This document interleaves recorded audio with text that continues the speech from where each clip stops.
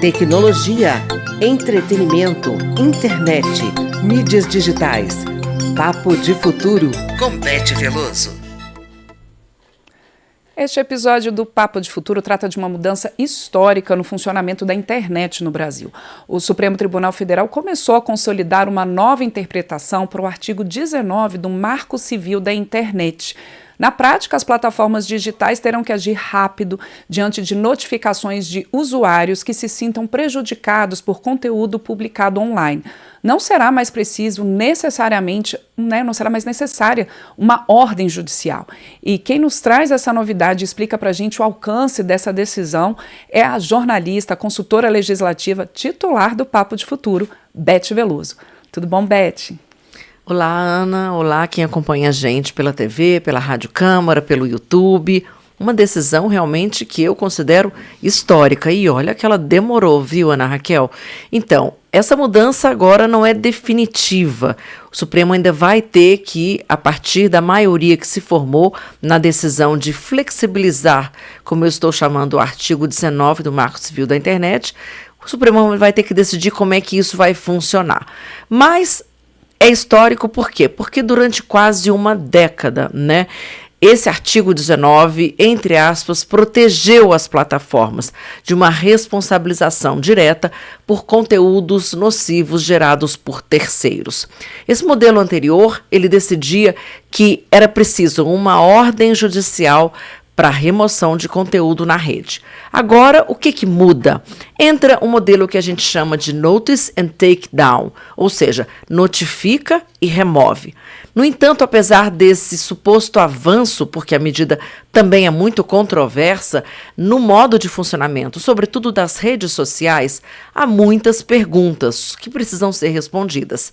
E para isso, Ana Raquel, eu fui conversar com um dos grandes especialistas nessa matéria, o consultor legislativo Guilherme Pinheiro. Ele também é professor de Direito do mestrado do IDP, Faculdade IDP. Guilherme trabalhou diretamente, anos a fio, no chamado Projeto das Fake News, o PL 2630, que fazia exatamente isso, aumentava a responsabilidade das plataformas sobre o conteúdo postado. Vamos ouvi-lo. Bom, a decisão em relação ao julgamento dos temas 987 e 533 do STF, que abordam a questão de responsabilidade das plataformas, das Big Techs, por conteúdo de terceiros, com relação à remoção de material ofensivo sem ordem judicial, foi recebida com alguma preocupação. O problema é que cada ministro do Supremo estabelece limites diferentes sobre o que exatamente configura essa inconstitucionalidade, nesse contexto. Então resta ao próprio STF, por exemplo, definir quais tipos de conteúdo por usuário podem gerar responsabilização. Será conteúdos contra a honra? Será um conteúdo já de teor criminosos? Quais conteúdos criminosos? Todos os crimes que já existem hoje no Código Penal ou não? O Marco Civil da Internet ele já havia estabelecido uma regra prática, quer dizer, para que um conteúdo fosse derrubado era necessário uma ordem judicial. Agora basta a mera notificação. Bom, Beth, mas então o que muda daqui para frente? Assim, há o risco, na sua avaliação e do próprio Guilherme que você escutou, de essa decisão trazer insegurança jurídica? Ana Raquel, uma estratégia de moderação bem desenvolvida, ela é muito importante para a gente combater discursos extremistas, ódio, violência na rede social. No entanto, eu acho que se a gente aumentar desproporcionalmente a responsabilidade das plataformas por conteúdos gerados por terceiros, pode levar ao que a gente acredita que pode ser uma censura prévia. E isso vai afetar, sim, negativamente a liberdade de expressão e a diversidade de opiniões na internet. Porque a internet é um espaço de debate público, deve ser plural e deve ser diverso. Então, o debate gira em torno dessa calibragem, dessa modulação do que é interessante para a sociedade dentro de uma democracia. Essa moderação ela tem que garantir, né, uma atuação das plataformas que seja equilibrada, que seja transparente, o que nós não temos hoje, porque os algoritmos, os critérios de recomendação, de moderação de conteúdo são opacos e, portanto, essas liberdades constitucionais que previnem danos, elas não estão garantidas, né? As discussões não são tão públicas, a gente não tem a participação de todos os atores, a gente não tem todas as vozes sendo expressas e calibradas da mesma forma na internet. A decisão é importante por isso, né? Por um lado, acaba representando uma mudança profunda, porque a rigor, em tese, daria um poder muito grande para as plataformas de retirarem previamente conteúdos, de moderarem com muito mais rigor as redes sociais. Mas, no entanto, a gente fica pensando que deixa de ter a segurança jurídica da ordem judicial, mas essa segurança jurídica, ela era também uma mordaça, porque, no meu entendimento, as plataformas já tinham a faca e o queijo na mão, digamos assim. Elas já eram grandes editores desse conteúdo, elas só não se responsabilizavam. Elas só não respondiam civilmente por crimes, por exemplo, um vídeo de automutilação, uma transmissão de uma automutilação ao vivo que não era derrubado, mesmo com denúncia do usuário, e não acontecia absolutamente nada, o que fere, no meu entendimento, o Estado Democrático de Direito e fere a legislação. Então, agora o conteúdo sendo ofensivo, a plataforma vai ter que agir e vai ter que agir com agilidade, que é uma coisa que a justiça brasileira não tem e nem poderia esperar dela isso. Portanto, a plataforma vai decidir o que fazer, se remove, como remove, e depois, se eu que me sentir, postei o conteúdo e alguém se sentiu ofendido e eu me senti prejudicado, eu vou recorrer à justiça, como explica o Guilherme Pinheiro. Vamos ouvi-lo. O que muda de agora em diante são os incentivos que as plataformas digitais terão para remover o conteúdo. Antigamente, elas tinham um comportamento mais inercial. Elas esperavam a notificação para remover esse conteúdo. Agora, com a mera notificação de um terceiro ou do próprio usuário ofendido, esse conteúdo terá que ser removido. Na dúvida, a plataforma irá remover este conteúdo. Ela não tem incentivos para arriscar ser multada, né, com uma responsabilidade solidária ao autor da ofensa, caso ela não remova. Então, do ponto de vista do que a gente chama de análise econômica do direito, as Big Techs não irão arriscar. E as pessoas é que terão que correr atrás, então, caso o seu conteúdo seja removido, elas deverão ajuizar uma ação para que esse conteúdo seja recolocado online. Por outro lado, perfis clones, fakes, conteúdos ofensivos serão retirados da internet com maior facilidade. Quer dizer, o ambiente da internet ele deve ficar mais limpo, pelo menos no que diz respeito a conteúdos evidentemente abusivos, não é isso, Beth? Mas sempre tem risco, né? Sempre tem risco, Ana Raquel. Em outras palavras, o que o Guilherme Pinheiro colocou é que realmente vai aumentar o risco de uma censura preventiva, né, por parte das plataformas. Elas vão agir de uma maneira mais cautelosa, digamos assim. Elas podem acabar, nessa cautela, removendo realmente conteúdos legítimos por medo de responsabilização.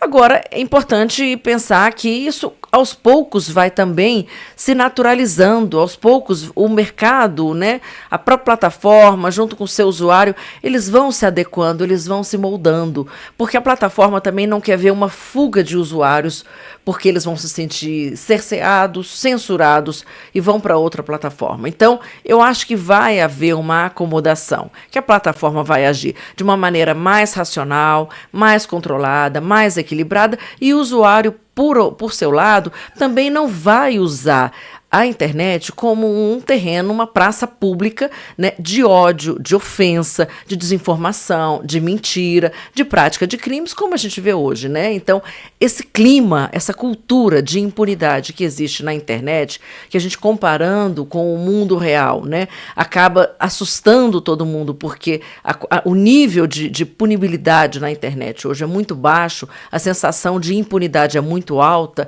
e isso eu tenho a impressão que vai ser solucionado de alguma forma. É claro que leva algum tempo, né? E esse efeito silenciador que a gente tem, portanto, né, da plataforma estar removendo tudo que tem, pode ser que não seja tão grave assim, né, Ana Raquel? Eu acho que a gente tem que realmente pagar para ver. A verdade é que nos estados, nos países em que as plataformas são mais reguladas e têm regras um pouco mais rígidas, como vai acontecer agora no Brasil, elas acabam tendo uma atitude mais responsável e mais de maior conformidade com a legislação local, nacional. Então, eu acho que essa questão de rever o papel da justiça vai dar mais celeridade a todo o processo. E isso também garante segurança para uma pessoa. Tem processos, Ana Raquel, que o Supremo está julgando, que são desde o Orkut, né? De uma pessoa que teve uma lesão, sofreu um dano na época que existia aquela plataforma Orkut. Quer dizer, e está anos, né, quase uma década, sendo julgado. Quer dizer, isso não é razoável, digamos assim, para o ponto de vista do cidadão. E o Guilherme levanta também outras questões, que aí a gente já vem falar dos desafios daqui para frente, né?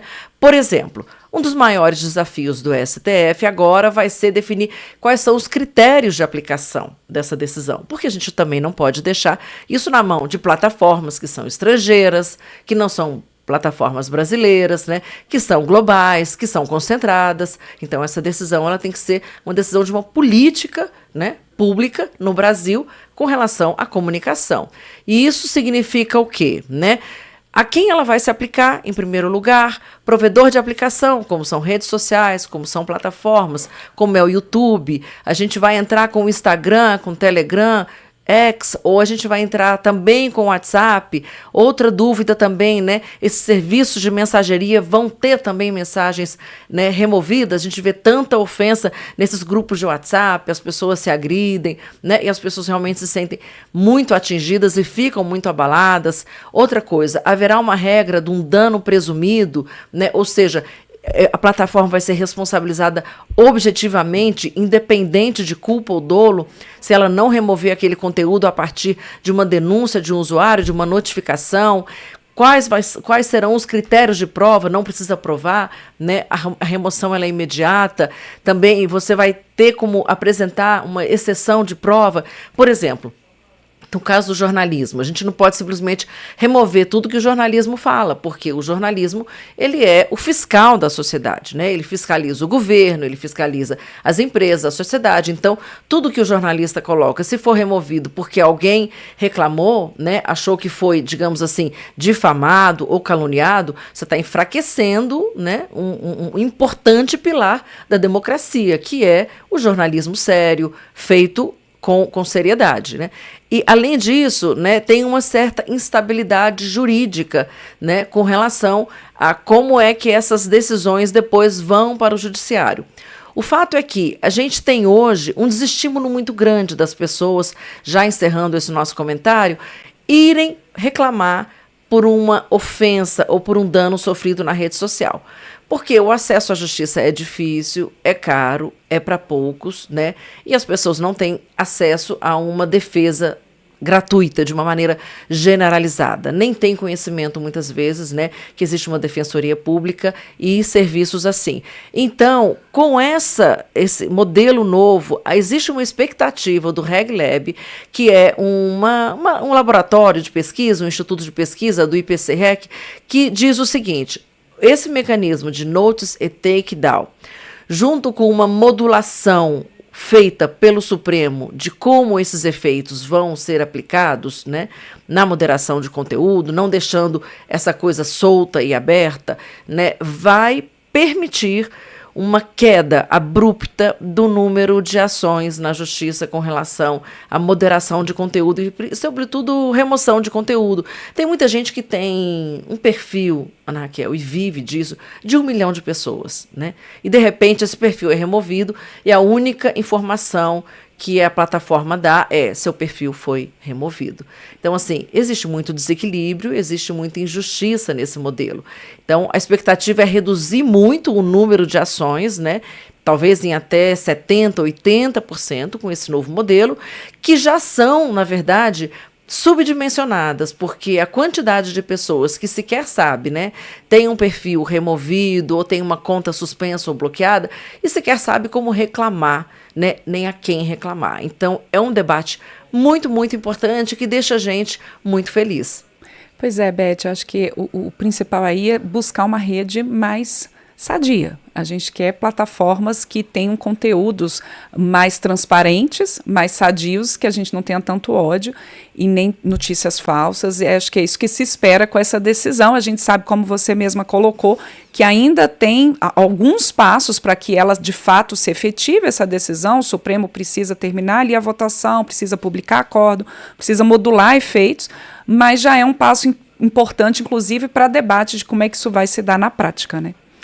Ana Raquel, a internet não é uma praça pública de calúnia, nem uma terra sem lei. Essa frase está sendo cunhada porque essa é a sensação que existe hoje, né? Então, não é que só tenha desinformação em massa, golpe, deepfake, deep nude, a inteligência artificial vindo para agravar muito esse quadro, porque a gente não sabe mais voz sintética, imagem sintética, onde é que isso pode dar, né? Agora, o fato, a gente tem muita pedofilia, a Câmara dos Deputados discutindo o PL 2628 de 2022, que trata realmente da verificação etária para controlar o acesso de crianças e adolescentes a esse conteúdo danoso. O fato que já foi, só te interrompendo, inclusive tema de um episódio aqui do Papo de Futuro. Esse projeto de lei, vale a pena procurar sobre esse episódio para saber um pouco mais, né, Beth? Exatamente. Então, assim, a gente sabe que hoje chegou num nível tão crônico que é preciso fazer alguma coisa. Realmente é preciso a gente tomar alguma decisão. Agora, tem um assunto que eu acho que está, assim, sendo pouco discutido, que é: a partir do momento que as plataformas serão responsabilizadas, existe um tipo de atuação ou um tipo de comportamento que eu acredito que vai ser autoinduzido, né? Porque se eu agora não tenho mais uma impunidade como plataforma, eu também vou modular novamente os meus algoritmos para que eles não impulsionem a violência, o crime, a desinformação, o fake news, né? O bizarro, o golpe, o assédio, né, a pornografia. Por quê? Porque isso tudo vai ser objeto de uma resposta muito mais efetiva por parte do usuário, né? E aí a plataforma vai acabar tendo um trabalho muito maior, né? Um rechaço muito maior. Lembrando que, por exemplo, só o Discord, que é uma das plataformas campeãs em crimes na internet, em transmissão ao vivo, ela tem em todo o mundo 80 moderadores, né? Então, quer dizer, a plataforma, o cenário vai mudar muito, o jogo vai se inverter e a plataforma vai precisar rever os seus critérios de engajamento, de monetização, de conteúdo ilícito, conteúdo danoso, conteúdo tóxico, porque ele não vai ser mais bem recebido e ele não vai perdurar por tanto tempo na internet como acontece hoje. Acho que é por aí. Com certeza, Beth. Beth Veloso em mais uma edição do Papo de Futuro. Este episódio e todos os outros a gente sempre lembra, eles ficam também disponíveis em podcast nos principais tocadores e também no YouTube depois, se você quiser rever ou ouvir novamente o Papo de Futuro. Lembrando também, Papo de Futuro recebe sugestões, o nosso WhatsApp na Rádio Câmara é o 61 999 78 90 80 e o Papo de Futuro tem um e-mail, papodefuturo, tudo junto, @câmara.leg.br. Beth Veloso, muito obrigada e até o próximo Papo de Futuro. Até o próximo. É responsabilidade para todo mundo, para o usuário, plataformas, governo e também para a gente que somos jornalistas.